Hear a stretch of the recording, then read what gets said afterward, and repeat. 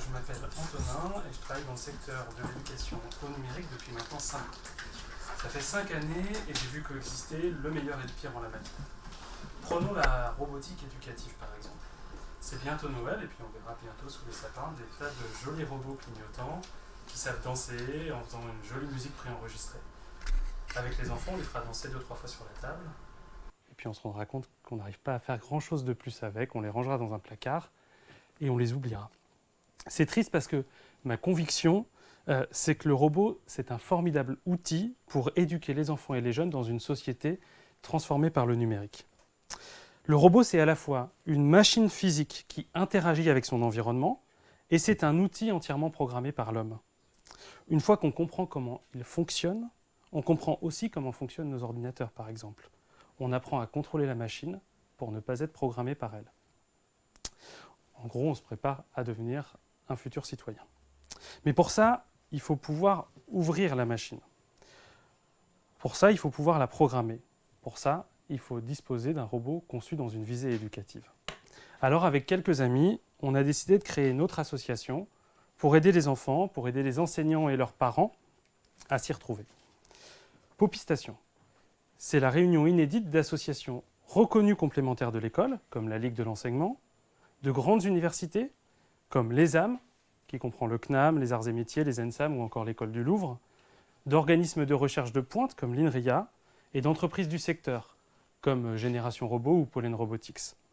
Ensemble, on fait 3 choses. La première, c'est qu'on appuie l'offre éducative la plus qualitative, en mobilisant des pédagogues pour créer des parcours éducatifs clés en main qui aident les éducateurs à mieux utiliser les robots avec les enfants.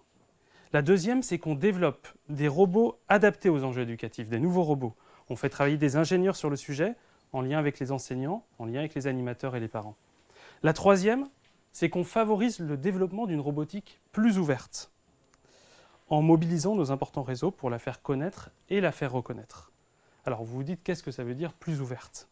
Eh bien, tous les robots qu'on propose ou dont on fait la promotion sont disponibles en boutique, certes, mais ils sont aussi et avant tout des biens communs. Ça veut dire que n'importe qui peut accéder à leurs plans pour les améliorer, que n'importe qui peut les recréer dans son garage ou les imprimer dans son Fab Lab. En bref, avec notre association, on invente le Wikipédia de la robotique éducative. C'est l'intelligence collective au service de la constitution d'un bien commun pour l'enfance et pour la jeunesse. Alors aujourd'hui, on a enclenché la première vitesse. On a lancé notre association, on l'a présentée à l'écosystème. On a suscité beaucoup d'attentes et d'enthousiasme, même là où parfois on ne l'attendait pas vraiment. Par exemple, l'Institut Pasteur nous a dit récemment qu'il voulait nous rejoindre. SNCF Développement nous a sollicité pour former ses collaborateurs. Et le réseau Canopé est prêt à s'embarquer dans l'aventure. Tous les voyants sont ouverts pour qu'on y arrive, mais on se rend bien compte qu'on a besoin d'un petit coup de pouce pour que tout se passe bien.